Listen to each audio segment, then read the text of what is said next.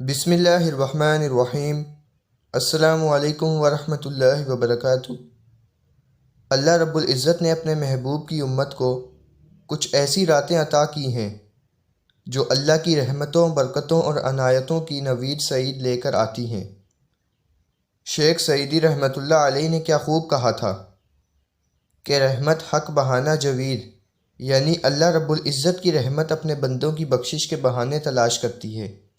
یہ عظیم و بابرکتیں راتیں اللہ کی رحمتوں کے حصول کے بہانے ہی تو ہیں۔ ان بابرکتوں راتوں میں سے ایک رات شب برات ہے۔ شب برات کا مطلب ہے نجات اور چھٹکارے کی رات۔ چونکہ اس رات میں اللہ کی رحمتوں سے لاتعداد انسان دوزخ سے نجات اور چھٹکارا حاصل کرتے ہیں، اس لیے اس رات کو شب برات کہا جاتا ہے۔ شب قدر کے بعد یہ رات تمام راتوں سے زیادہ بابرکت رات ہے۔ امام غزالی مکاشفۃ القلوب میں فرماتے ہیں کہ جس طرح مسلمانوں کے لیے 2 عیدیں ہیں، اسی طرح فرشتوں کے لیے بھی 2 عید کی راتیں ہیں، جن میں سے ایک شب برات ہے اور دوسری شب قدر۔ بہت سی احادیث مبارکہ سے اس بابرکت رات کی عظمت و فضیلت واضح ہوتی ہے۔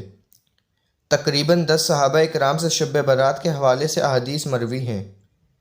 حضرت علی المرتضیٰ رضی اللہ تعالی عنہ سے مروی ہے کہ نبی اکرم صلی اللہ علیہ وسلم نے ارشاد فرمایا، جب شعبان کی 15ویں رات آئے تو اس رات میں قیام کیا کرو اور دن کو روزہ رکھا کرو۔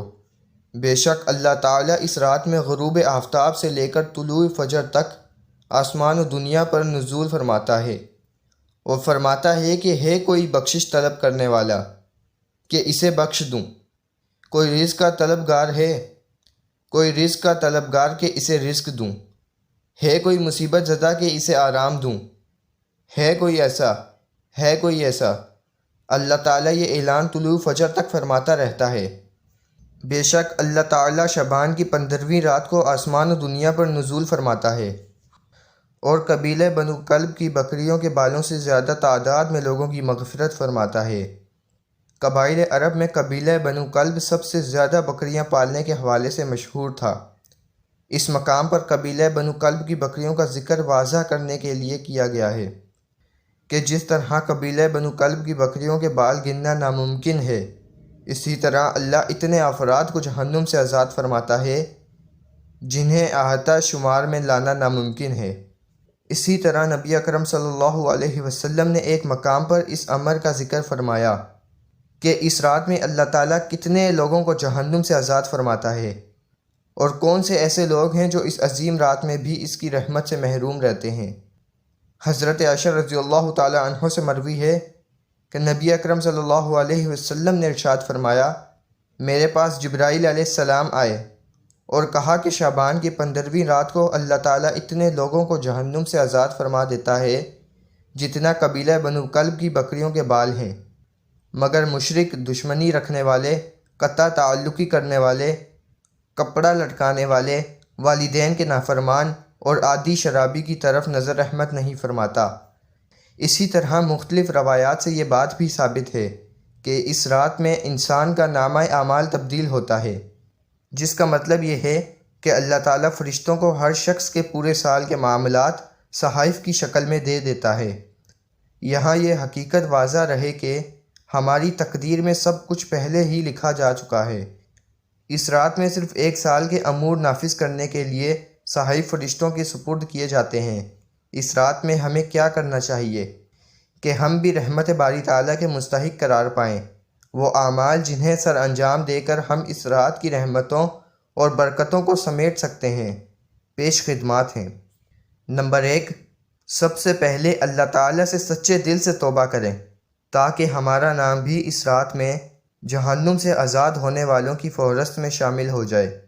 نمبر 2، باہمی رنجشوں کو ختم کر کے ایک دوسرے سے معافی مانگیں، لیکن یہ بات یاد رہے کہ یہ معافی رسمی نہ ہو کہ ایک میسیج ٹائپ کر کے تمام دوستوں اور رشتہ داروں کو سینڈ کر دیں اور اس خوش فہمی میں مبتلا رہیں کہ ہم نے تو اپنی ذمہ داری پوری کر دی ہے، بلکہ کوشش کریں کہ سب سے انفرادی طور پر مناسب طریقے سے معافی مانگیں۔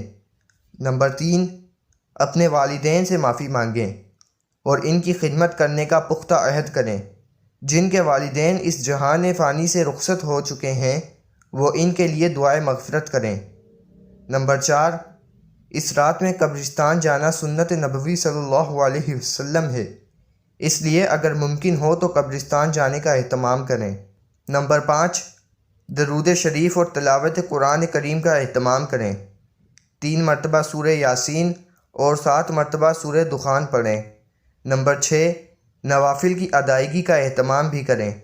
قیام اللیل کی نیت سے کم از کم 8 نوافل ضرور ادا کریں، لیکن یہ بات بھی مد نظر رکھیں کہ اگر آپ کے ذمہ قضا نمازیں ہیں تو ان کی ادائیگی نوافل سے زیادہ ضروری ہے، اس لیے اگر آپ کے ذمہ قضا نمازیں ہیں تو وہ ادا کریں۔